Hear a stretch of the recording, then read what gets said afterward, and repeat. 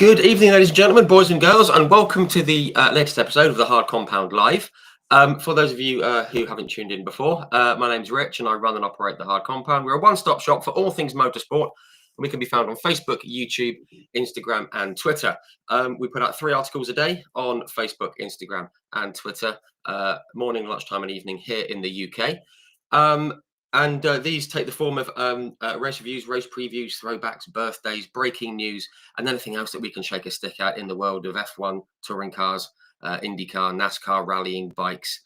We try and cover the lot. We're here to share a love of motorsport, and we'd like to share it with you. So do come along and give us a follow. We'd love to have you on board for the journey. In case you haven't noticed, we also do live video interviews, just like this one. And just like this one, these are streamed on Facebook, Twitter, and YouTube only, in the live section on YouTube and the video section and our homepage on Facebook. The videos are automatically saved in the live section on YouTube and the video section on Facebook. We've done over 100 of these. I'm not going to name all of them, of course, but we've spoken to so many people from across the motorsport spectrum. We've done about 150 of these, as I say. We've spoken to most of the British touring car grid, some of the support series from the British touring cars, BTCC drivers, past and present, champions and legends and world touring car drivers. We've spoken with drivers that have won Le Mans, that have won at Daytona, that have won at Sebring, that have raced at the very highest level of Formula One, and even some team owners. And we have a fantastic guest joining us this evening, and he falls into all of those categories. Very, very excited about this one. We've got about an hour or so we've got a lot to cram in. But please join me in extending a very warm welcome to Mr. Jackie Oliver. Hi, good evening, audience. I'm Richard. Jackie, how are you? Well, I'm about to trawl through my motorsport career from the early 60s to the year 2024. There's quite a lot that you've done, isn't there? And I'm very much looking forward to hearing about as much of it as is possible. Firstly, thank you very, very much for coming on and having a chat. I'm very, very grateful.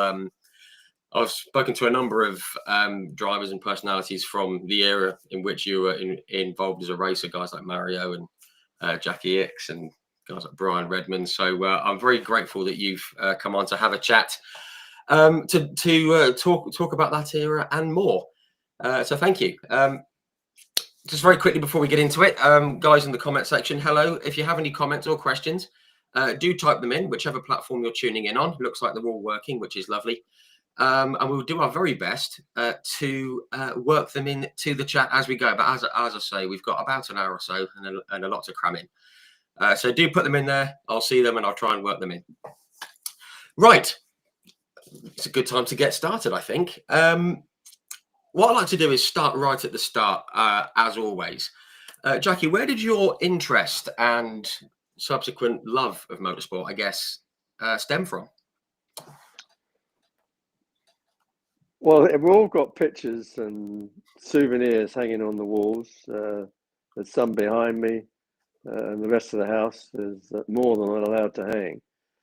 But there's one thing that I've got in the downstairs toilet, and that is my first competition license, issued by the RAC in Pall Mall, and I was there only a couple of days ago, in January 1960.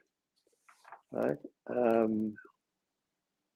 I turned 17 the year before, and I was driving my cars, high-speed cars, before I had a license or even a competition license. But I mean, the real journey started then in 1960. And you'll ask why? My father had 4 daughters. Obviously what he wanted was a boy. He got one. And he was also a collector, not so much a collector, but an owner of supercars. Mercedes 300 SLRs, Ferraris, Maseratis, back in the early 50s. And that was the household I grew up with. So he's responsible for what I do as a living from that moment on. Yeah, it's often the case that there's a parent involved, and I guess sometimes when that happens, it kind of feels inevitable that you're going to get involved in the world of motorsport. When did you first think I'd like to have a go? Because obviously you've been driving when you were in your teens unofficially, but when did you first start wanting to start competing and maybe doing it for a living? Well, I never thought I could make a living at it. No, not easy. I don't think any professional sportsman does until such Mm. time as the opportunity comes along. But all my sisters, even the fourth sister, was a lot older than me. So Dad and I, after my mother passed, still wanted me to run the business, but he was foolish enough in which to buy me cars. Um, we were living together on our own. I used to take his cars out of the garage while he was asleep and drive up the road from Romford to Southend, meet my other mates that had MGs and one thing or another in the middle of the night, and race up and down the arterial road that had no speed limit and no roundabouts in the middle of the night. I often wondered whether my father knew that I was doing this. He probably did and was waiting for the phone call, which never came. So at a very early age, even a Fassel Vega, I did a hill climb at an aerodrome when I was 16 years old. Had 3 or 4 corners on the hill climb, and it all ended on the first corner in a pile of smoke, but I didn't damage the car. So from that, the story starts to unfold. Okay, I mean, you've obviously got the bug for it at this point, for like the high speed and pushing it, shall we say? From what I can gather, you started racing in earnest in sort of like saloon car racing, like club racing, in a Mini, and then moved up through into the British Touring Car Championship. I know there's a lot of British Touring Car Championship fans here. Obviously, the British Saloon Car Championship, as it was. How did it come to be that you worked your way up into the BTCC and did very well in the 3 years? Well, the first car my father bought me was a Sunbeam Alpine. Right. So when I passed my test and took it out on the country roads of Romford, it ended up a tree. So the next car he bought me was a Mini, and in the late 50s, I think, somewhere about that. And I took it to Brands Hatch, put some cross tape on the headlights, and did a few laps around Brands Hatch. Wow. So it went from there. I also took my father's Ferrari out on the circuit as well, sort of do I bet that was fun. well, I wasn't meant to do it, but the club that was running it allowed people to get one flying lap. You go out, flying lap, and back in again. And my father said to a friend of mine, "Where's Jack?" And he said, "Well, watch this. I think it's in your car going around the circuit." I didn't tell him to do that. So that's what you do when you're there. You get away with it in the 50s and early 60s. I was going to say, yes, it probably perhaps slightly easier to do it back then than it would be today. One thing I did see just on the world of like touring cars and everything, I did see it was an amazing some amazing figures that I saw. Was it between 66 and the 68 you raced in the British Saloon Car Championship? So was it I think 66 and 67 you took 11 podium finishes from 14 races, including three wins. I mean that must have did that kind of ignite something in you and think I could do this, because you don't get those results by chance. Well, the thing is, when you're that age, you enjoy doing things like that, and if you're good at it, it gives you confidence. Yeah. And other people around you look at this young person of 17 or 18 years of age. They all think he's quite good at that. And my dad did that, so he bought me a Marcus. Right. Yes. And The I Goldwing. raced the Marcus, and then I crashed that at Snetterton, and he bought me another Marcus, and then he bought me a Lotus Elan 26R, and then he bought me a Brabham Formula 3 car. Wow. And more than that, the family business was in refrigeration and mobile refrigeration. And there's a guy called Ken Baker, who was his partner in that element. And he was a club racer himself during that time. So he had a Mustang and a lightweight E-Type. So I shared the car with him. And again, you don't know, but what you're doing is you're laying a foundation, and you're quite good at it. And of course, I was quicker than Ken Baker in the cars that he owned with my father. Wow.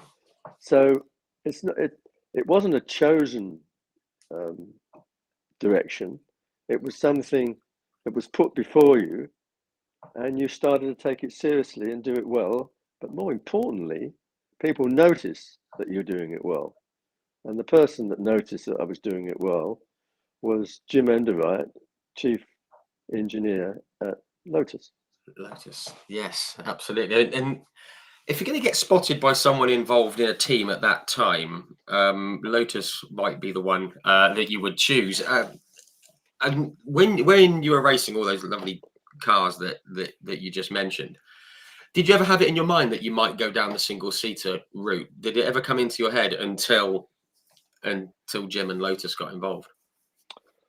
Well, the Lotus 26R, I raced at Crystal Palace, and Colin Chapman was having, like many of the people, Marks, for example, were producing the bulging market for club racing. So he was producing cars and having works teams, right, in which to stimulate sales of the Lotus Elan, the Lotus Elite, Formula 3s and one thing and another. So I started to drive those cars after I beat the works team in the Lotus 26R that Dad had bought me. So when I got in the Brabham and was quick in the Brabham, Charles Lucas had a Formula 3 team with Courage and Pike, and Colin said, "Give Oliver another car. We'll run a 3-car team." Wow. So suddenly I was in a Formula 3 team. Yes. Right.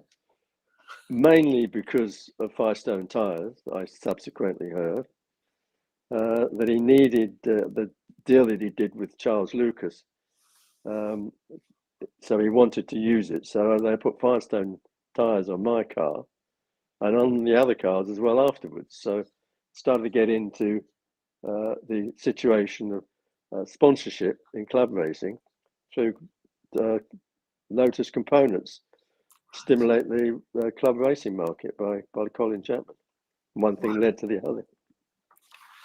That's I just sort of love how things used to come around in that way back in that era. Because obviously that wouldn't happen now. It's all too centric to whatever a team is doing at that time. They don't seem to look outside it. Well, Richard, it does actually, but at a higher level. You look at the young driver market, Formula 2 support races to Formula 1, right? At a much higher level, those young drivers get the opportunity and get noticed, and the ladder is available to them. Narrow, but open to them. Yeah, it's just getting onto that ladder in the first place that appears to be quite tricky. So the transition from, I guess, the tin tops, you could say, to single seaters. I mean, did you take to it quite well? Obviously, you mentioned you had the Brabham and everything, but did you? Because I've heard some drivers said that they've struggled going from single seaters to, your normal touring car or GT car, or vice versa. Did you take to it straight away in F3? Did you feel? Well, I'll give you some examples. Right? Yeah. The Lotus Works team, from Lotus Cortinas to Charles Lucas Formula 3, Formula 2 and Formula 1, was Graham Hill and Jimmy Clark. Right? So I was in that fold at Hessel, right, testing all the cars for Colin, whether it was Lotus Components cars or whether it was, I mean, for example, the Lotus 49 that won at Zandvoort in 1967. I was the first person to drive that car. Wow, right. And the reasons why, I was there with the Formula 3 car, right, running up something, I can't remember exactly what it was, at Snetterton. And Graham was late coming to the circuit in which to shake the car down before they sent it to Zandvoort. So Jim Enderwright said to me, just do one installation lap. So I went out, did one lap, right, but I didn't complete the lap. When I got to the end of the straight at Snetterton, which is a bit longer than it is now, Yes. and put the brakes on, the steering collapsed into the dashboard. There was no steering. So all the team came out and said, what happened? I said, I don't know, but there's no steering. It's gone. So they took the nose off. And it was a brilliant car. You just got to look at the concept that Graham came out with. The engine as part of the stress chassis, aluminium monocoques, fiberglass bodywork, very lightweight. He'd put one tube inside the other, drilled holes in it so that you could adjust the steering wheel length, the difference between Jimmy and Graham. And with his obsession with weight saving, one BA bolt through one of the holes. Just one. Just one. So when I turned it, yeah, driving out the pits, it snapped off. And when I put the brakes on, it popped out. Wow. But that was Colin. So you say, I drove everything for Colin. Yeah. But as a test driver, right, Formula 2, for example, Lotus Components, Formula 2, there was a Formula 2 race in Germany, and he stuck me in one of those cars in which to stimulate the Formula 2 market in 66.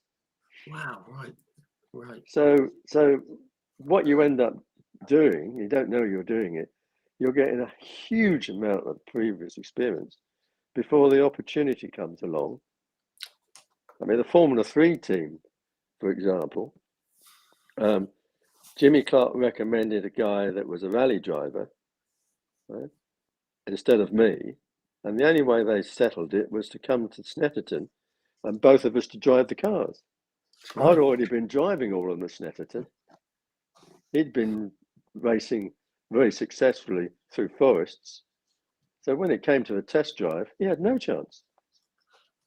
Because it wasn't about 5 seconds a lap quicker than him. So that's what happened. The previous experience is what it's all about.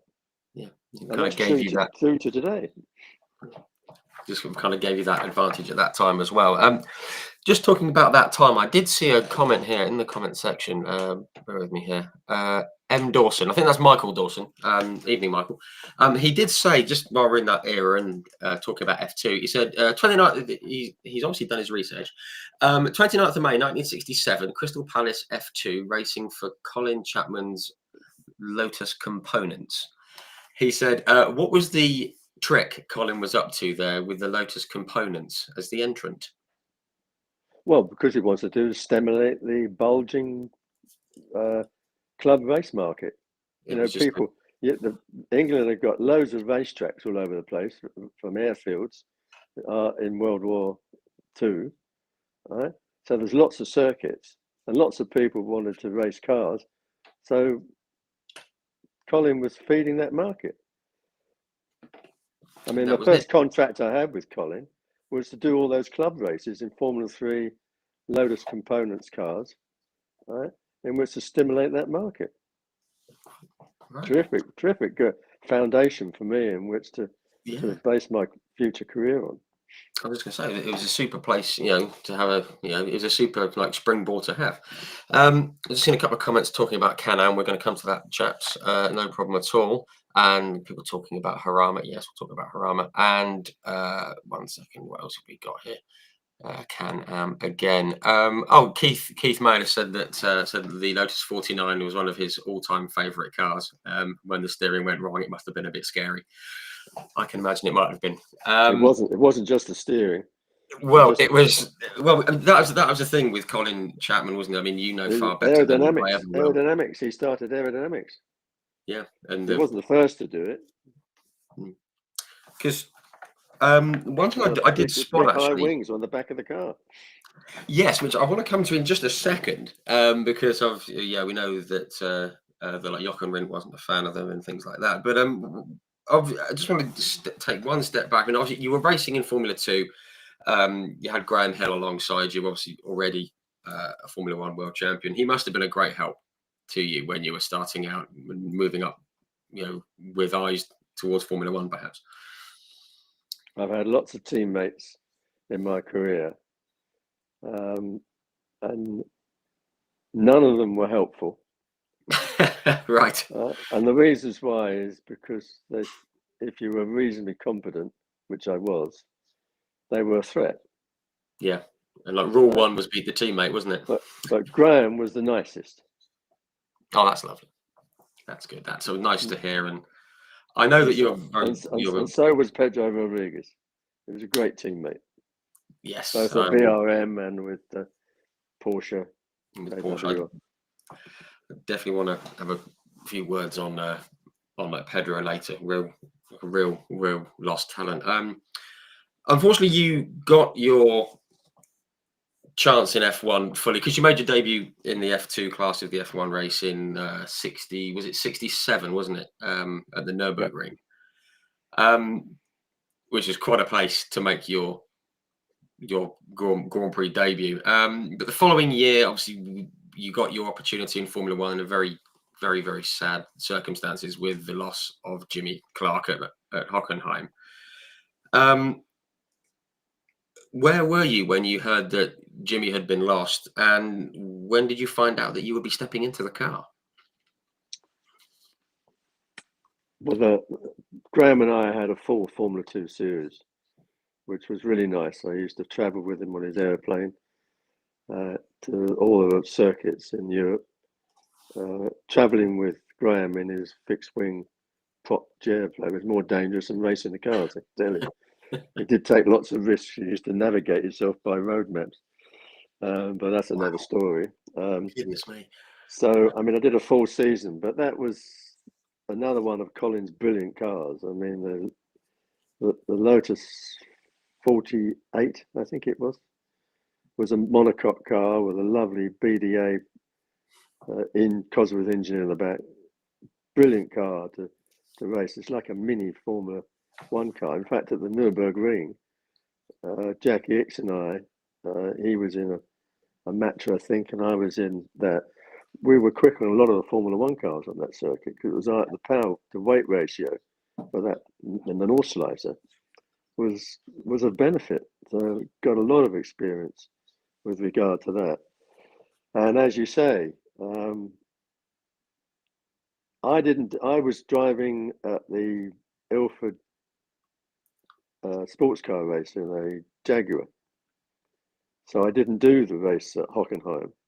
Yeah. So Jimmy did it in my car. Oh, I didn't realise that. It was your car, my goodness. And Graham and Jimmy did that together. I don't know why.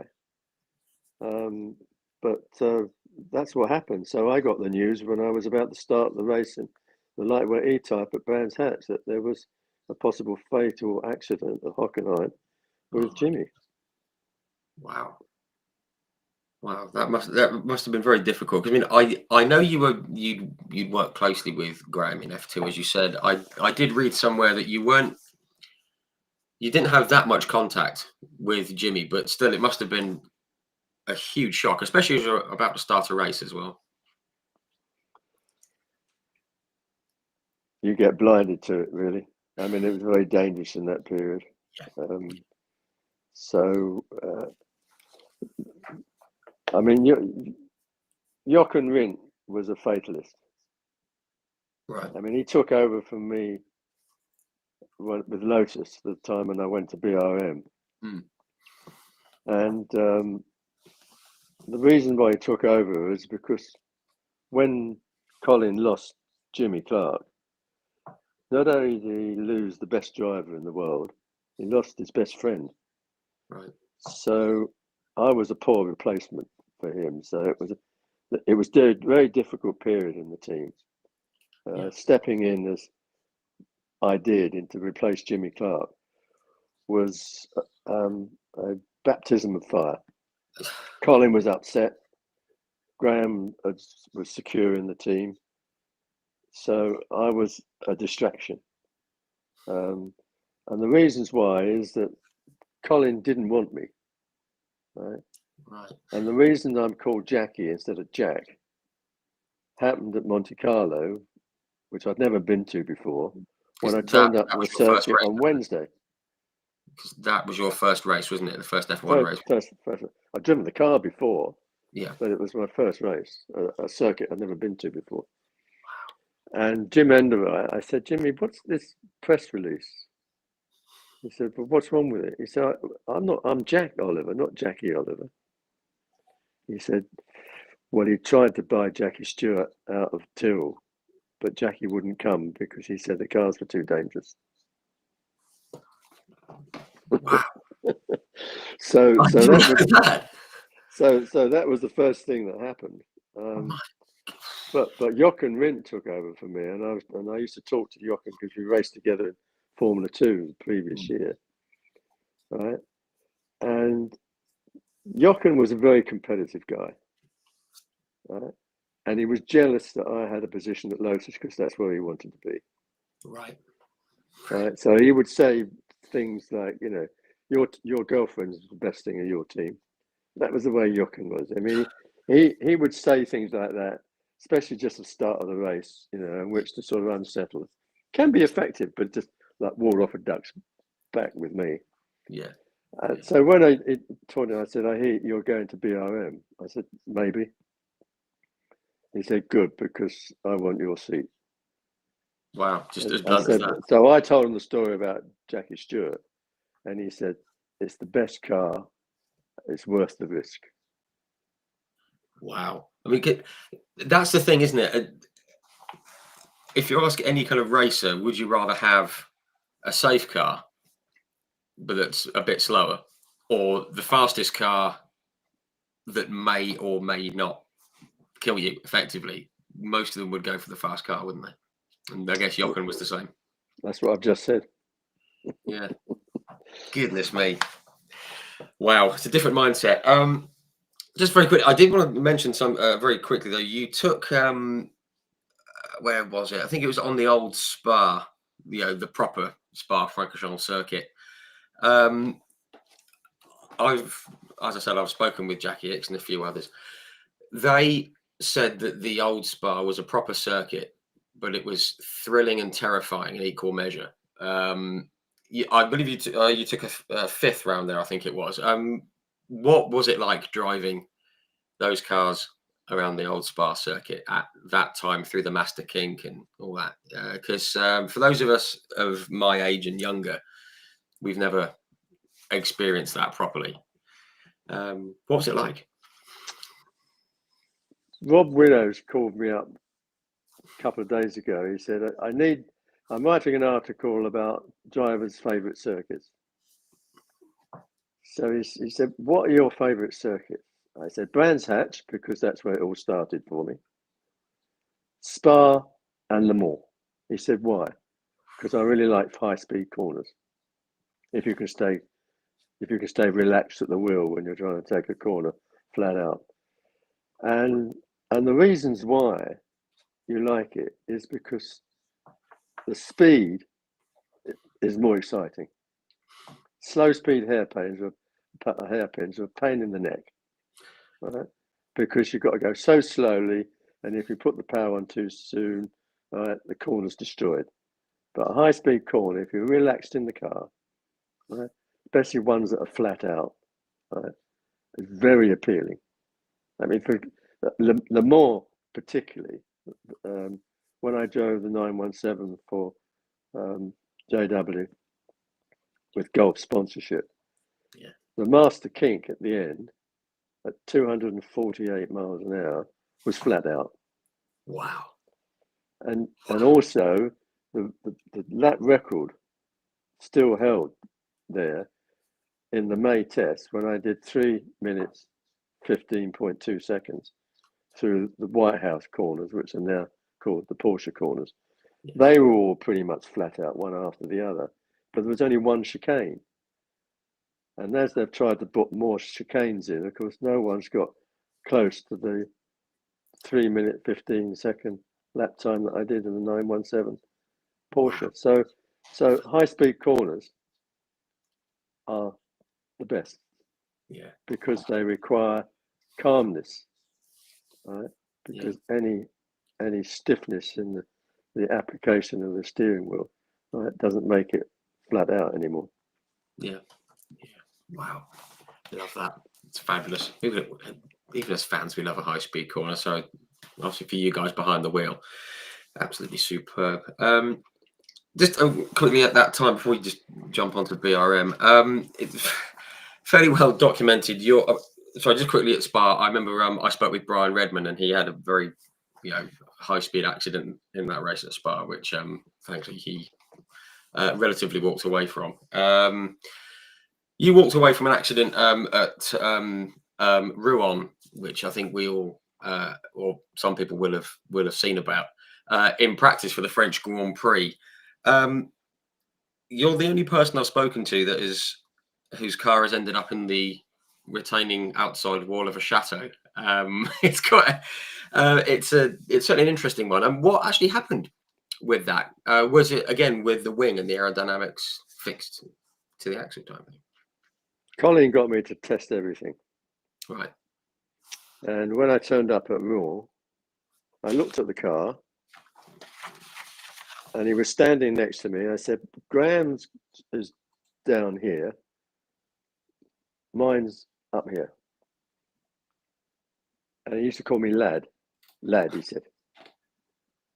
Up there, because the higher you have it up, the less turbulent air would destroy the downforce. So I remember this, and I've told this story a few times. I stood latching the car, and I pushed it, and it went wong, wong, wong. Well, it was all right this way with the wing, and it was rigid. But this way, it was like this. So I pushed it, and it went wong, wong, wong. I said, "Is that all right?" He said, "Lad, when you get on a 747 and take off and look out the windows, right, the wings move. They can be flexible so they don't break." I said, "Okay, fine." So I experienced downforce for the first time on the practice sessions before the start of the race, right? And it was the grip I got is just a day and night from when I drove the car before, which was at Monte Carlo. After a few laps, I was really quick. I should have been fourth or fifth on the grid like that. I came up against Dickie Atwood on the straight just before the pits. And Dickie moved so I could go past the pits because the next corner was a flat out corner down to the hairpin down the bottom. And all I can think about is that as I changed direction quickly, the struts did this, but it still had downforce on it. Right. Right. So I had the downforce that it wasn't that way. As a downforce, it collapsed. Right. So the wing suddenly did that. Right. Picked up the back of the car, threw it across the track. Right. It hit the chateau wall, opposite the pitch. And if the BBC were doing a documentary with about Colin Chapman at that time, and on the film you can see Colin ran across the track to talk to me. I came half out of the car. Nobody we didn't wear seatbelts then. So I came half out the car, right? And he came up to me, he said, "You all right?" So I said, "Yeah." He said, "You look a bit white." I said, "Well, yeah." He said, "What you hit?" I thought I'd hit something before which caused the gearbox and the rear wheel to come off the back of the car. Yeah, because it's separated. I saw the Yeah. video. Yeah. So I said, "I didn't hit anything." Right? It's obvious. You've seen I must have hit the bloody chateau wall because he was watching it. So he ran back and said to Bruce, "Right, these wings are mounted on the rear suspension, pulling the gearbox off the back of the engine." I said, "No, it's not. The bloody wall took the gearbox off the back of the engine." So that was Colin. Yeah. Oh dear. Amazing. I actually did see the video when I was doing the research for this, and it's an amazing bit of footage. Yeah, it's They've got cameras on all the cars, so you'll be able to see what went wrong. yeah, And it's all digitalized now, so I mean, there's nowhere to hide, is it? You either No. make a mistake or it's a car failure. Kind of know instantly, don't they? Rather than asking the question. Just want to step forward. Actually, I want to come to BRM very quickly, but this was around the time where you went to Le Mans for the first time, 68. It only lasted 15 laps, unfortunately, but it was again beautiful looking Ford, the Ford GT40. Was that the year that the race was delayed, pushed back to September? Was that a factor in you getting into the race, and was it always the plan to go to Le Mans that year? Well, David York, team manager of John Wyre's team, approached me and said, "Would you do Le Mans with me? Want to run 3 cars. We want you to drive one." And my teammate was an Australian whose name I forget now, and they were a pain in the neck. He was. So some Australians are, aren't they? No comment. And he decided to try and take the lead after the first 2 or 3 laps, which is a 24-hour race. It's probably about. It ended up in the sand, the Warsaw Kink. Yes. Spent the next 25, 40 minutes trying to dig it out and drove it back to the pits, but it destroyed the clutch in the end. So I just did 1 lap in that race. Just the one. Yeah, someone Muir, wasn't it? That's right. Yeah. Some kind of memory that I have weirdly about that from being a nerd. But obviously 69, polar opposite, from 1 lap to the whole race, obviously, and the closest finished in the history of the race. Obviously, you were alongside Jackie. I mentioned like Jackie Ickx had come on, and for those who don't know, there was the famous the like Le Mans style start, as it's called, running across, daft idea, running across the track and getting into cars far. Jackie thought it was too dangerous, and am I to assume that you had no idea that he was just going to walk across the track rather than run? Look, Jackie's career has been astounding. I mean, he's a very successful driver. He's very good at what he does. He's one of the few drivers that I competed with that had the capacity to think in the car while he was driving it on the limit. And he was quite right that the Eslon start at Le Mans was stupid, because lots of guys were doing the seatbelts up and holding the steering wheel with their knees and went to try and get a quick start up. So it was right, they should make a protest, and it did stop that activity. So the only thing I said to him afterwards was, "Good idea, Jackie." Right? But because we came around almost last on the first lap, made the finish the closest ever between the Porsche after 24 hours. Yeah.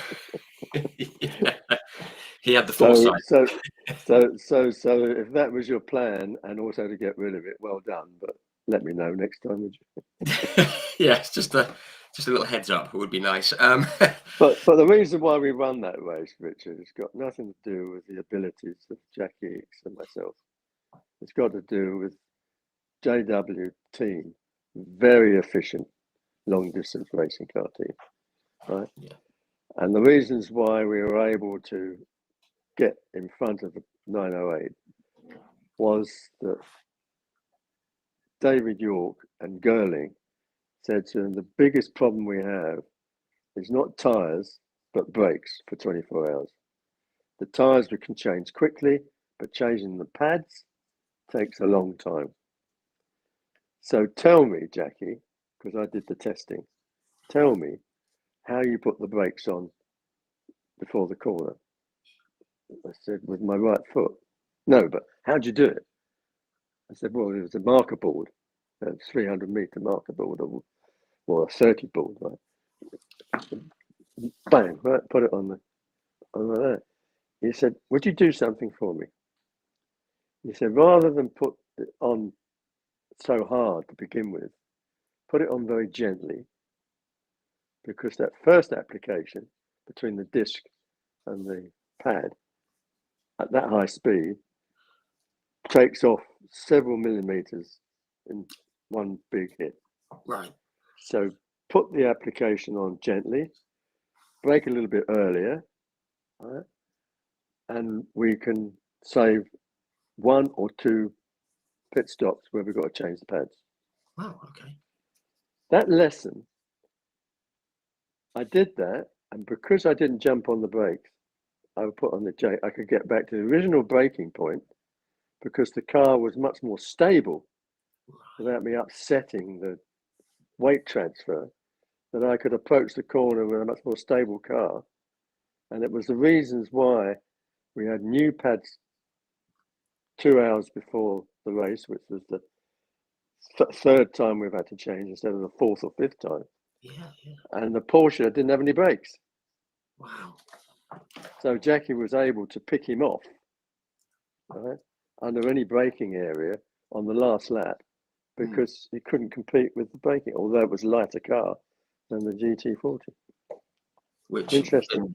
Yeah, that's absolutely fascinating. I love that because, and obviously it was at the end of the Mulsanne, wasn't it, or towards the end of the Mulsanne on the last lap that he took the Porsche and you won by 120 feet or 120 meters, whatever it was, after 24 hours. Just quickly, just to wrap up on Le Mans, I mean, Kit, what's it like standing on the podium? Probably one of the most famous podiums in the world, certainly at the time. It must have been fantastic. I mean, I've seen the photos and it looks amazing. It must have felt superb. People ask me, I had a lot of success in long distance racing. Yeah. Sebring, Monza, Spa. I mean, Spa in the Porsche. We had 1 pit stop, but still the average speed for the 1,000 Ks was 160 miles an hour with pit stops and hairpins. I mean, it was a very successful period with JW. And the reasons why it was successful is because the team was run very well. John Wyer was Darth Vader, right? You don't want to mess with him. David York was a very good team manager, kept the drivers occupied instead of fighting amongst each other when you're sharing the same car together. And the designer was a very capable individual with cars that they got from Porsche and from Ford. So they developed the car in that manner to be successful in long distance racing. And I enjoyed my 3 years with the team. Yeah. That's fantastic. And when you put that all together, it's a recipe for success, hopefully. Just quickly, you mentioned, I did see a question here on YouTube here, chat tuning in on YouTube, about the 1971 1,000 kilometers of Spa, which you've just touched on with Pedro Rodriguez. He said, the fastest road race ever, 154.765 miles an hour, apparently. What was the speed? He's got 154.765 miles an hour, which is very precise. An average. Yeah, I thought it was about 150. Yeah, which is incredible. That was the year you won at Daytona, wasn't it, in the 917 Yeah. Beautiful car. One of my favorite. I've actually got a model of it just up there. Just a few words on Pedro, because he was obviously very sadly lost, wasn't he? Just 4 weeks after the win at Daytona, I believe it was, or something like that. We touched on it earlier. He was an incredibly talented racer, wasn't he? One of those guys who perhaps doesn't get mentioned as much as he should, I feel, anyway. He was very good. I mean, Spa, he was quick. And the car, he was quick. I could blow him off at Brands Hatch, but he definitely blew me off at Spa. He was really quick in that car. I've got a photograph of us winning Daytona, and I noticed it a couple of years ago. In fact, I think I got it somewhere in my office. He was holding his hands up, and I noticed he had very long, delicate hands, almost like a pianist. Oh, right. And I think driving with him, his ability in the high-speed corners in which to have a delicate touch was the reason why he was so fast in high-speed corners. Yeah, he was very talented, and it was a natural talent that he had. I was very upset with him that I said, "What are you doing after we?" He said, "I'm going to go and race a Ferrari at a circuit in Germany." It's a privateer's car. I said, "What are you doing that for?" He said, "Because I like it." I didn't like him very much because I think it was car failure. Yeah, that was in Mexico, wasn't it? Where he at the last turn there, the circuit then. Yeah, terribly sad loss, but yeah, it's nice to hear your recollections on him. Just look at the time. We need to rattle on, really. Do you want to come back to F1? BRM. I read somewhere, was it you joined, was it 69? 69? I believe it was. When Jochen went into Lotus. I read somewhere that at Silverstone you were just offered quite a bit of money to race for BRM, and you just took it on the spot almost. Lewis Stanley. Because of my performance at British Grand Prix, where I led the race from second on the grid, the phone didn't stop ringing afterwards. Everybody wanted me to do something. The reasons why I ended up at JW, I think, again with Porsche, not in 70, but in 71. I turned it down for 70 because I was going to do something in K&M. But Lewis Stanley called me up. He said, "Meet me at the Dorchester." I said, "Why?" "Well, if you want to drive for BRM, meet me at the Dorchester." And that was 3 or 4 weeks after British Grand Prix. Wow. In 68. So I went in there, and he said, "What do you want?" I said, "What do you pay Jackie Stewart?" So he said, "Is that what you want?" I said, "Yes." "Do you know how much it was?" I didn't, but I said yes. So it happened like that. Wow. Just as simple as that. Simple as that. So Love it. and it was a 2-year contract, 69 and 70. I went from the best car in Formula One with the Lotus in 68 to the worst Formula One car in 69. And it was something that I spotted actually just from doing the research on this. So many mechanical retirements in those 2 years. There were a couple that were accidents. We'll come to one in a moment, but it must have been incredibly frustrating. I mean, I think it was all but. I think all of the retirements in that time, it was all but 2 were mechanical. That must have driven you around the twist. Well, this is where, with Colin, I did everything that Colin asked me. And my term at Lotus was bittersweet because I don't think he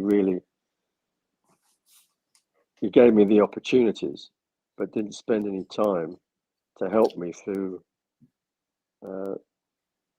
those challenges.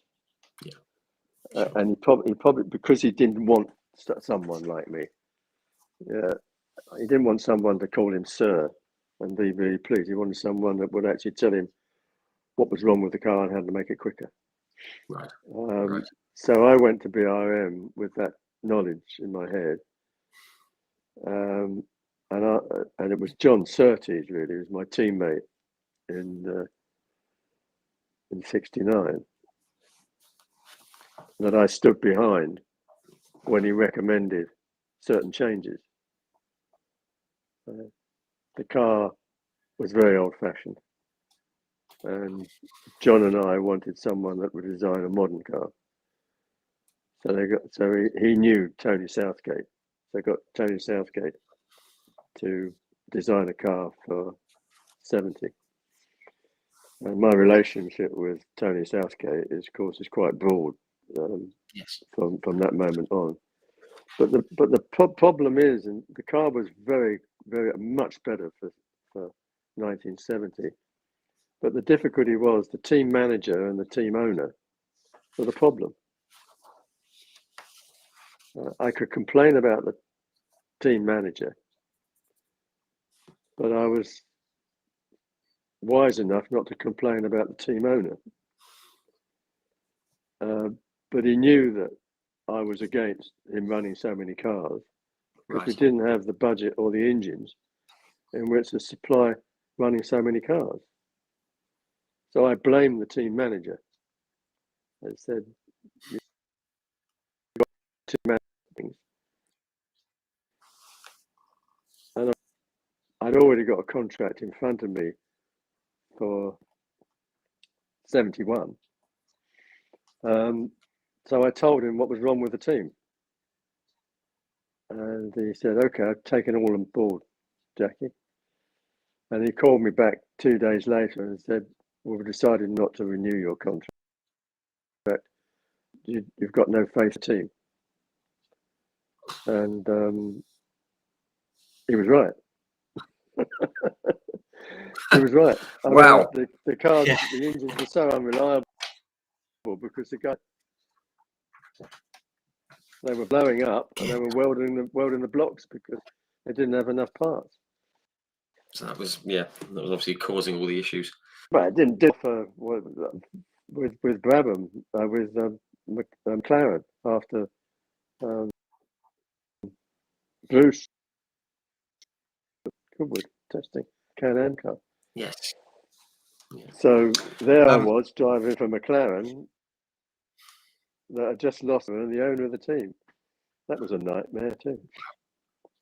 God, that's another in at the deep end.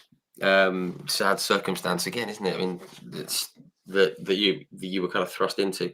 One thing I did see actually in the comments, I think it was Roger Algar. Good evening, Roger. He was asking about just your recollections of the incident with Jackie at Harama, which we've all sort of seen. Obviously, Jackie seems to come off a bit worse, catching fire. And I think the thing that sticks with a lot of people, motorsport fans these days, is the race just carried on. Where they would cut, I believe there was an issue, wasn't there, with your car, and you went straight across into Jackie, ruptured the fuel tank, and the huge fireball erupted. I mean, what are your recollections of that personally? Because it looks horrendous from anyone who's seen the video. Well, it's another car failure with Tony Southgate. Tony thought that he wanted instead of Timken bearings, right? He wanted needle roller bearings, right, to get rid of any drag on the front suspension, on the wheel spin, which of course is complete nonsense. But the trouble is with Timken bearings, that means the stub axle, instead of being made like that, it's like that. Well, that point there is where it's going to crack. It's a weak point, yeah. So on the first lap, the front wheel came off. So I only had brakes on the back. So I tried to steer with one other wheel, right, across, and I T-boned Jackie coming out the hairpin with his Ferrari, and of course didn't have bag tanks then, so it all squirted out and fell on the ground. And you don't know unless you've had that experience. but you can't see anything when you're in a fire. Everything's bright orange. It's a fog. It's a bright orange fog. You can't see anything. Right? So I jumped out, and Jackie jumped out of his, but he ran into my car, fell over, and of course his overalls acted like a wick with the fuel that's on the ground. So he badly burnt. I had no injuries at all. Wow. No burn. The only thing is the tear-off mask on my helmet with the fire was all crinkled. And when I got to the barrier, a big Spanish marshal watched all this. People, when they see accidents, I mean, they sometimes lose control of themselves. He looked at me and thought, Christ, that is on fire in his helmet because his visor's all gone crinkly. So he tried to take it off me without undoing the strap. Oh, they were just So the only injury I had was a big bruise underneath my chin. When they were trying to pull the pull my helmet off. I was kicking him, saying, "Let me go, you silly bastard! Get off!"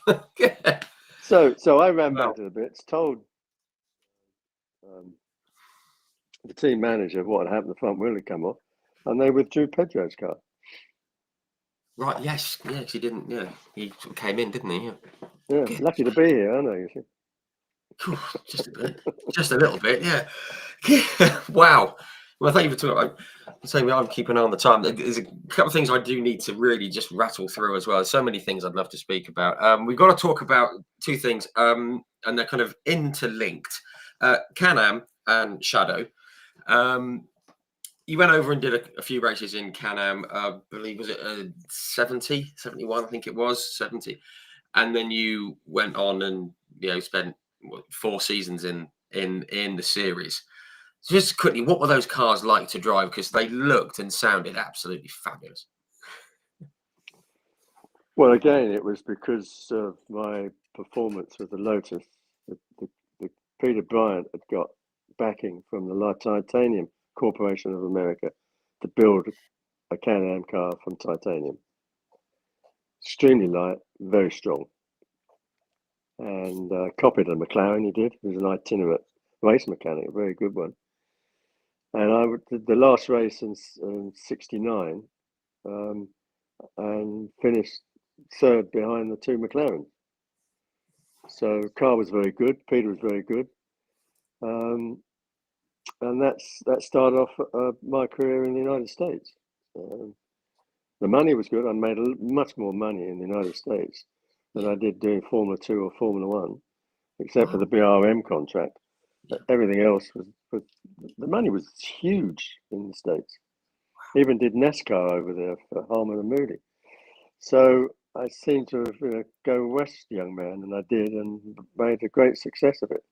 Yeah. And met a very interesting man in Nichols with Shadow that asked me to drive for him. And I said, Mr. Nichols, thank you very much, but no. He said, why? I said, well, you've got that little mini wheeled car. Great concept, but you'll spend all your time solving the problems that low drag shape has been built in. And I don't think he took it. I was perhaps a little bit too forward with him, the way in which I approached it, a bit like Lewis Stanley. But he came back to me the following year and said, what would you do to drive for me in '72? I said, build the cars in the United Kingdom. Right. And that was where that ball started rolling, I guess, because in the end, the whole operation shifted over to was it Northampton or somewhere, wasn't it? It shifted over. Well, because of my experience with Lotus and BRM, I was starting to get involved with how do you make the most important thing in a race car, right, is the 5 elements. One of them's money, the other is the designer and the engine. And if you don't get those right, at least 3 of them, you can do anything. Yeah. So building the cars in the States, there were not the people there in which to do it, and there certainly wasn't the designer to make it. So I went back and did one race for BRM for the sole reason of trying to get Tony Southgate to come and do the Shadow car for me in '73. Right. So I also said to Don Nichols, I said, you're spending your own money. We should try and find some sponsorship, because the easiest way is to end up with a small fortune is start your own racing team with a big fortune. Yes. So we went and found UOP, and the CEO of UOP said, "Why do you want to build the cars in England?" And I said, "That's where the industry is. That's where the people are." So he said, "Well, where would you do it?" I said, "In Northampton." "Why Northampton?" I said, "That's where the engine makers are." He said, "I think I've got an old factory in Northampton." So I went over there, and there was an old factory. It used to make truck seats. So got Alan Rees out of March, Tony Southgate to design the car, and 18 other people, and we built a car and entered the championship in '73. Wow, Just like that. that's amazing. That's absolutely amazing. That was obviously on the back of the Great story, isn't it? Yeah. But I mean, I was suddenly I was everything to do with the team, driving the cars, finding the people to do it, and I ended up finding the drivers to drive some of the cars. Yeah. UOP wanted me to win the championship, so Tony did a fantastic. Those Can-Am cars. The only regulation it was had to have 2 seats, and the wheels had to be covered. I mean, we had a 9-litre engine producing 900 horsepower and 1,000 foot of torque. Sheesh. And because it had so much torque and so much power, you could put massive wings on the back of the car. Just doesn't. But the drag, right? I mean, the circuits over there had lots of high-speed corners at the end of each of the straightaways, and it would just groan at 190 miles an hour because you couldn't go any faster. I said, "Can't we get?" He said, if you want at that, you've got so much drag at 190 miles an hour. You need another 100 horsepower to do another 10 miles an hour." Sheesh. So a tremendous downforce, like a ground effect car, but very inefficiently. But they're spectacular cars to drive. Tires, rear tires this wide. Big things, to get the traction. I mean, I never use first gear, just second and third, and top gear. Wow, that's incredible. That is absolutely incredible. And yeah, I just love that era of the Can-Am thing. And obviously, you won the championship in '74, which was obviously a very, must be a lot of, that's a lovely thing to have. I did see very quickly, but because I am very aware of the time. There's a comment here, the Shadow Mark III, when it was an update on the 71 car versus the 73 DN2. It was saying, what were the differences there, and what was it like having James Hunt as a teammate for the Road America in '73? I imagine anything that was Don Nichols. Don, I kept on saying to Don, so Formula 5000 as well. I did. I said, let's get some other team. I need a teammate. I mean, this one car thing is no good. So he said, well, you know James. So I said, why don't you ask him to come and talk to me? So I went to James. I said, "Would you like to do Road America, James?" He said, "Yeah, well, the Can-Am car. I'd love to, Jackie." I said, "Well, Mr. Nichols wants to talk to you." So he came over, got in the car. James had a lot of talent, but he went about it in such a way that he never thought things through. He just relied on his natural skill that came from his hand-eye coordination. And he wasn't very quick in the car. Was he not? No, but I thought it'd really go well. But I mean, the fact is, it's never driven the cars before. They were brutes. Racing in North America in the summer, it's very hot. I get Right? it, yeah. I'd got used to it, especially in NASCAR, and also driving for Penske in Trans Am. Yeah. Right? You're ambient with 100% humidity up in the 35, 40 degrees C. Oof, wow. So halfway through the race, he came in and I had to drag him out of the cockpit. I said, what happened? He said, I couldn't drive anymore. I was completely baked. He said, I was embarrassed. I didn't want to have to retire. I was trying to break the car by trying to over rev it, but it never broke. So I had to come in and retire. But I mean, that's the part. It's the same as with a Formula 5000 car. You know, the Welsh guy that drove for us, very what's his name? Got killed in South Africa. Oh, Tom Price. Tom Price. Awful incident, that, wasn't it? Alan Rees said Tom wants to do a Formula 5000 at Long Beach. So I said, well, talk to Don. I'm sure that'd be fine. But the thing is that I'd been driving them for 2 or 3 years. Long Beach was a difficult circuit. So there's no way Tom was going to be able to be quick in the car without having a lot of previous experience in the car. It's too much to ask. So that didn't work out very well. And then of course he went back and he did a race early in 76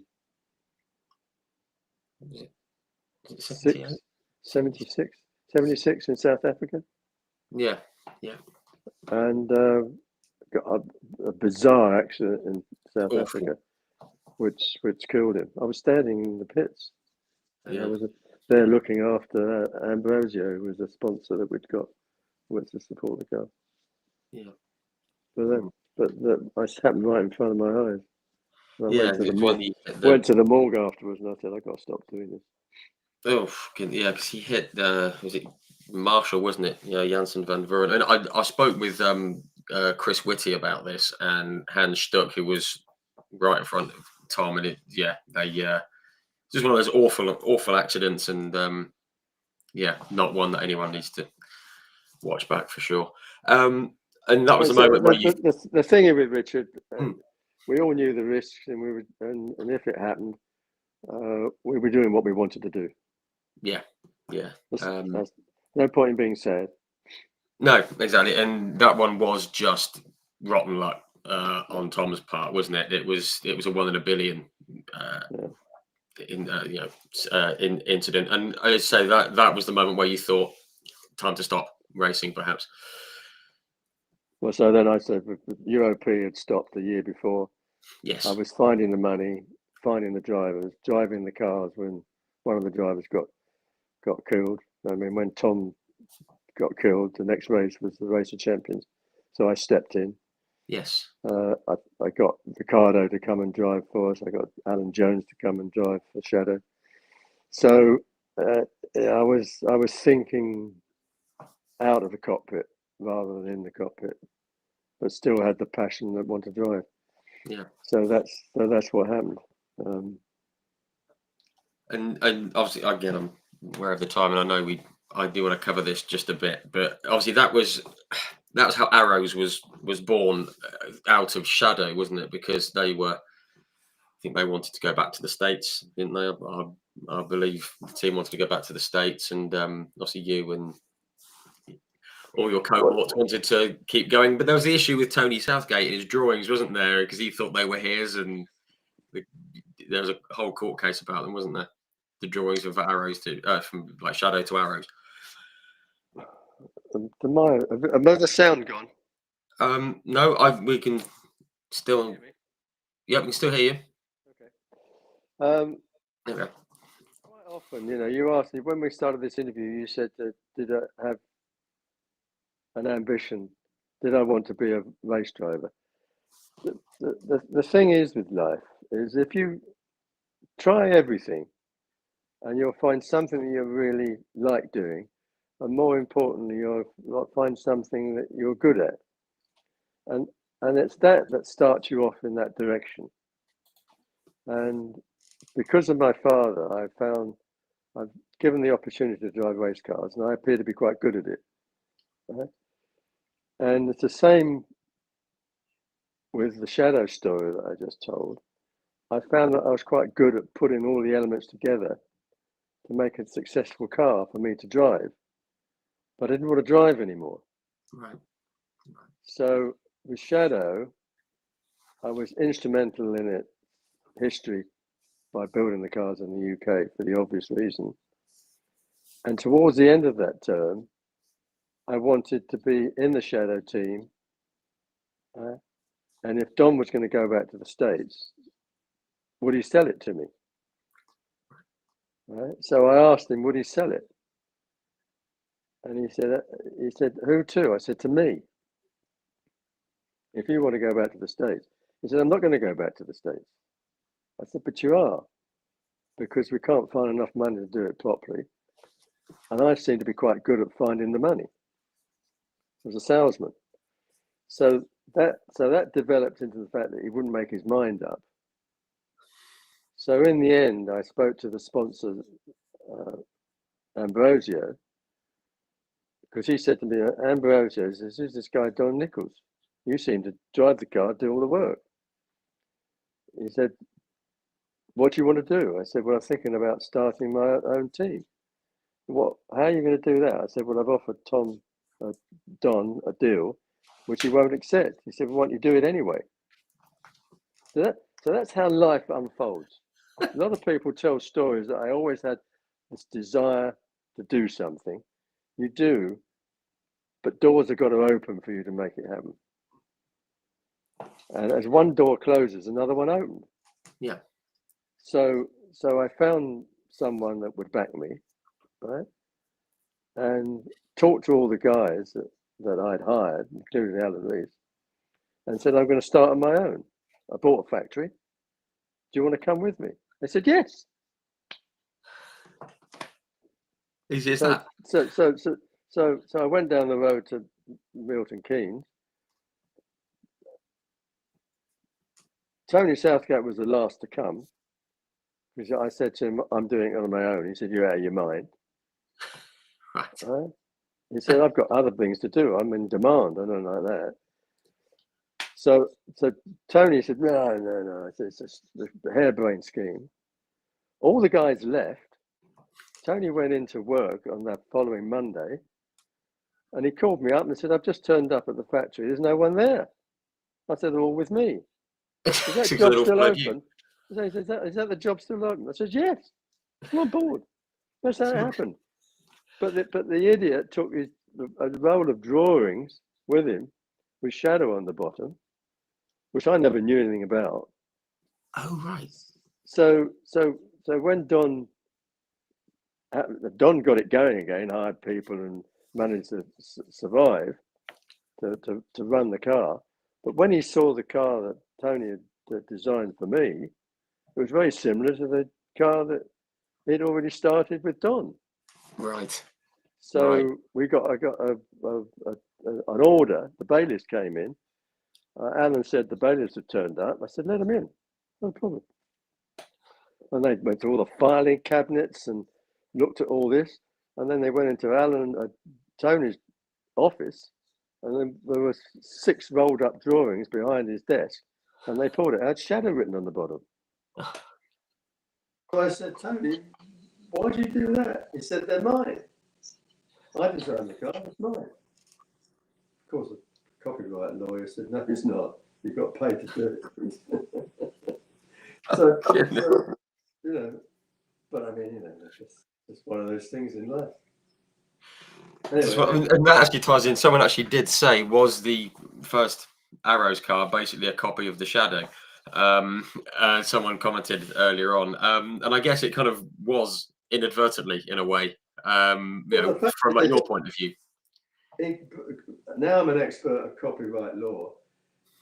If the ideas were in his head and he did the same thing for me, it wouldn't have been breach of copyright. Right.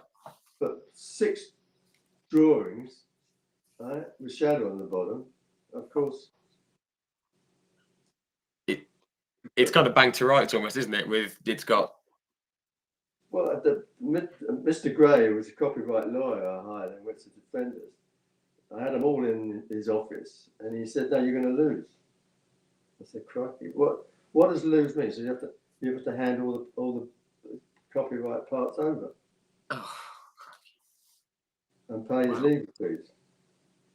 So I said to Alan, how long is it going to do to change all those parts? He said, 2 or 3 months. So I turned around to Gray. I said, how long can you delay the case for? Maybe 50 days. Wow. So that's how it became the 50-day wonder. I was going to say it became the 50-day race car, wasn't it? Because you built the whole thing pretty much in that time. And it was good, wasn't it? The car when it Very, very good. hit the sorry, someone's just commented. He said Tony should have trimmed the title box off those drawings, and nobody would have been any the wiser. maybe. Again, we're at the time. There's so many things I'd love to speak to you about, which we don't have time for this evening, unfortunately. Just quickly though, through Arrows, we had a lot of very, very good drivers. One of which I had on for a chat 2 or 3 months ago. The least Italian-sounding Italian name ever, Mr. Siegfried Storr, and he spoke about the incident at Zolder. With Dave Luckett and Riccardo Patrese. I just wanted to get your thoughts on that as a team owner when that kind of thing happened, because it was a tragic weekend anyway with what had happened with the chap from Marcella. Well, What that goes was, through your mind when something like that happens? it was in South Africa. Sorry, okay, yeah, sorry. South Africa.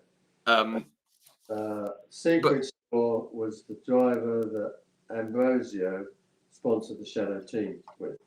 Sigrid found him, and that's why they sponsored the team with the driver. But Sigrid, bless his socks, was not very good. yeah, he said that he did it because the opportunity came up. I was pretty fluent in Italian, so Franco didn't speak any English at all. So I said to Franco, Franco, your driver is no good. So he said, I said, we've got to change it. So I've got to have an Italian driver. So I went to Don. I said, we need to get rid of Sigrid. And there's a guy called Riccardo Patrese that's doing very well in Formula 2. So I called Riccardo up, who didn't speak English. And I said, would you like to drive our Formula 1 Shadow? And he said yes. So that's how Riccardo replaced Siegfried Storr. Wow. Okay. It's fair And enough. it was the last Formula 1 race I did, because Riccardo couldn't do the Swedish Grand Prix because he had a Formula 2 commitment already for that year. There was a class. So I drove the car for that one race. That was the last Formula 1 race I did. Was that the one? No, I think I might get my years mixed up because it was when you raced it. When like Shadow, was that when Shadow went well at Anderstorp, wasn't it? With the fan car came in and won, and then they buggered it off. Yeah. Yeah, that was a close one. Yeah, absolutely. Just quickly, something about being a team owner. You did it for a long time.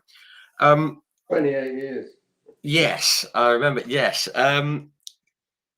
Very quickly, something that I would have always thought, when you're in control of the car, you have that control. Is it difficult being a team owner not having control of the car? Is it more stressful? Is there more worry involved when you're watching other people drive your car, essentially? It's a stupid business. It's the most stupid business. I nearly went bust 4 times. It's like fireworks. You set them alight, they cost a fortune, and they go up in flames. I mean, it's a stupid business. How I got away with it, I've got no idea. Quick on my feet. I had good years and bad years. For 29 years, I had a team. And someone asked me a few years ago, they said, when you went from a driver to running your own team, I think he wanted to ask why, but he said, what was the best experience you had? I said, I became a member of the Formula 1 Constructors Association. The first meeting I went to, I sat round a table with Bernie Ecclestone and all the people that I wanted to drive for. And I thought, I've got to approach this completely differently, because it is what Jordan called the Piranha Club. Very interesting business element. You're with a group of people that you compete against on Sunday and try and agree together on Monday. Very interesting element of it. And of course, there's the major manufacturers as well with Ferrari and one thing else. So my career is driver, team owner, circuit manager. I did a period of 7 years at Silverstone and negotiated 2 contracts for the British Grand Prix as a non-executive chairman and director of the BRDC. Wow. There you go. That's quite the mix. It's quite a mix of careers. It's fantastic.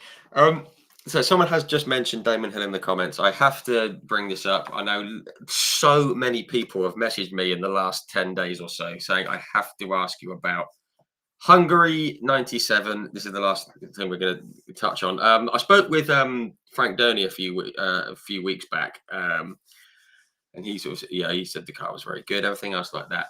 We all wanted Damon to win so badly, just because it was Damon and what had happened with leaving Williams and everything else like that. It came so close in Hungary.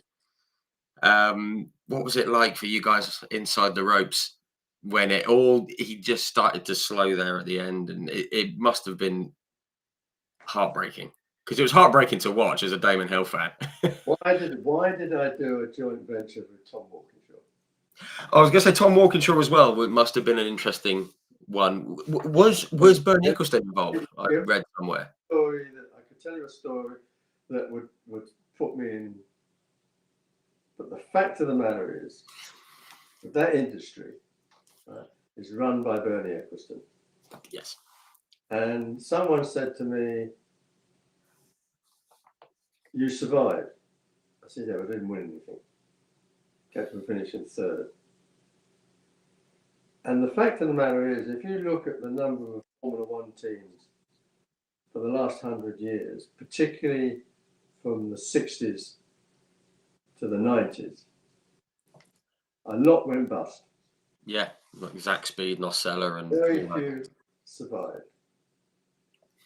And Bernie Ecclestone required people like me, or Ken Tyrrell, or Ron Dennis, in which to provide the equipment and the teams for his stage that he sold throughout. So the most important thing with Bernie was to make sure he had a grid of at least 20 cars, more if possible. Ligier had pulled out. Yes. Tom Walkinshaw had bought Ligier as a Scotsman who was quite aggressive. And I called Bernie up at the beginning of that year. I said, "I don't think I can finish the year. I'm going to run out of money." His reply was, "What do you want me to do then?" I said, "Just telling you what's going to happen." He said, "You want me to help you, do?" I said, "Yes." He said, "You've been doing this, Oliver, for 15 years and you haven't won a race. Now you want me to see if I can find someone to help you." Typical Bernie. They come back and says, "Tom Walkinshaw." I said, Ligier. He said, "Do you want my help or you just want to try and guess?" I said, "Do you want?" So he said, "Tom's won everything he touches because he was very successful. Yeah. Put you two together, I'm sure you will be successful with him." Much to my surprise and Bernie's surprise, we weren't. Yeah. In fact, I sold my shares and left him in there with somebody else. Yes. 99. Yeah. And he went bust 3 years later. Yes. A Formula One team is designing and funding your own car, which is something Tom had never done before. Right. Or Jaguar or Ford or Skoda or whatever. He was at Volvo, wasn't he? And yeah. Volvo. So when he took over, I said to him, Tom, the engine we've got is a Brian Hart engine. You've got a contract with Bridgestone. We've never done it before. So we don't have the right engine. I've lost the designer of the car. It's quite a good car, but he's gone. And Dern is not the solution. Yes, he is. No, he wasn't. So the first thing a designer does when he gets the job, I want to look at the original design.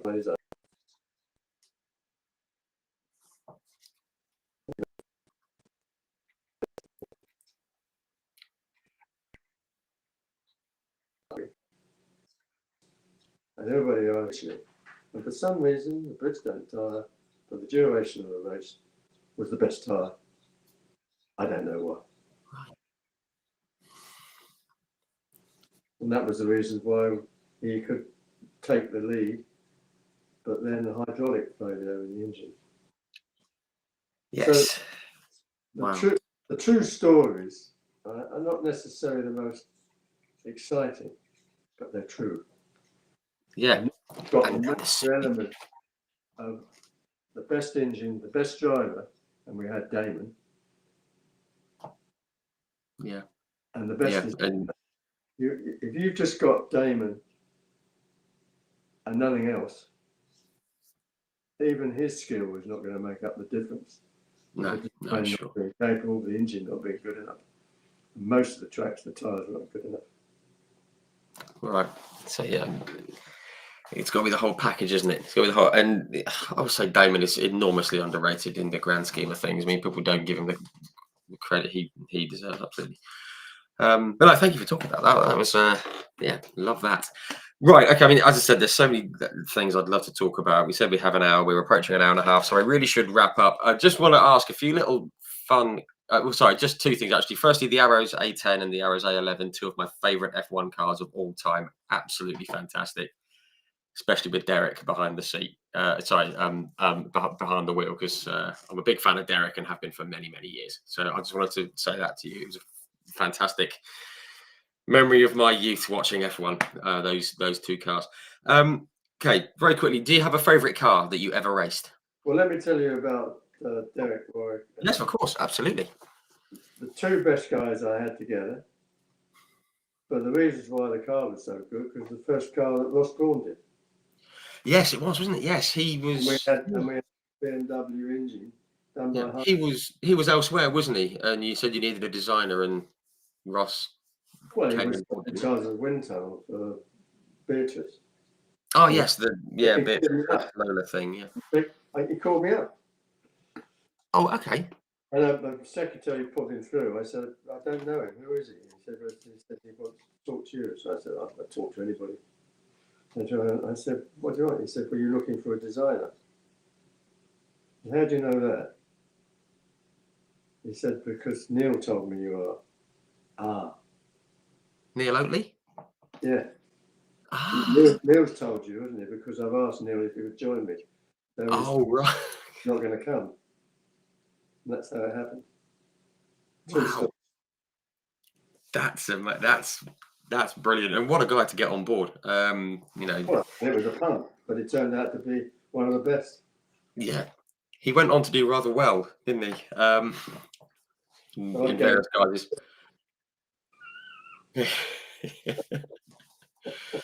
But yeah, it was. It was. The too many stories, probably not the ones you want to hear, but the truth anyway. Oh no, I love any story that's true and real. That's all we need. And obviously getting Derek in the car as well, just fantastic driver, absolutely superb. I went to Derek's 75th birthday in Jersey in September. He's looking very good. Well, yeah, I actually went to his evening with at Brooklands because Derek was one of the first sort of big names to come on this show back in 2020, and I'd never met the guy. I'd had phone calls and emails, and I finally got to meet him at Brooklands. And yeah, he's looking very well, and he's got a book out, which is fantastic. So yeah, very, very good. No, fantastic. Richard, thank you very much. I'm sure I've bored you enough, I think. Oh no, it's been. There's been a few comments saying we could sit here for hours and listen to you, but and I'd love to, but I don't want to keep anyone too late. Just quickly though, what was your favorite car that you raced, and the favorite circuit that you raced on? It's always a nice one to hear about. Well, we're often asked questions like that. I've got absolutely no idea. You know, I mean, I like to play golf. I play quite a lot of golf, and the favourite things of golf are the shots that go well. Yes. But there's an awful lot of shots that end up in the woods. Yeah. So it's only a pleasure at the time, because you know the next time you stand on the tee to hit the ball, is it going to go straight? It may well go wrong from experience. And the ones that go straight and you get a birdie keeps you playing the game. Yeah. Race cars and race circuits fall into that category. It's like the ones that you do well in. At the time. Yes, yeah, absolutely. Okay, the final question: you've raced with, against, and you've had some fantastic drivers in your team as well. Is there any that stand out in your mind as being not the best, but just someone as being special or just different, or just for some reason is elevated above the rest, perhaps? Derek drove for me the most. Ricardo Patrese drove for me even more. And Gerhard Berger only drove him for 1 year, but I had a 3-year contract with him. But as his father says, who doesn't speak any English, he said to me, "Why has my son got to bring along some money to get a drive in your team?" And I said, "Because I'm trying to raise some money. And I think he can help because of your business." Wow. And I said, "One day, you never know, he may end up driving for Ferrari." And every time I see Gerhard's father, it's not very often, he said, "Ah, Jackie, you were right. He does drive for Ferrari." Fantastic. Oh, I love it. I love that. Good evening. Nice to talk to you. No, great stuff. Jackie, thank you so much. Visit, guys, thank you to everyone for the comments. I have seen them, and I think we've covered everything. Thank you so much for all of your support. But Jackie, biggest thanks to you. It's been brilliant speaking with you. We've run over, but we always do. It's been an absolute joy, and thank you very, very, very much for coming on. I'm very, very grateful. You've got a nice habit. I was only wanting to do an hour, and you got me for an hour and a half. Well, you know, it's very intoxicating. Well, hopefully you won't hold it again. Hope you've enjoyed it. No, it's been fabulous. Someone's just said that we wish it could have been longer, but we don't want to keep anyone. But thank you very much, everyone. Very much appreciated. Jackie, biggest thanks to you, and we'll see you all very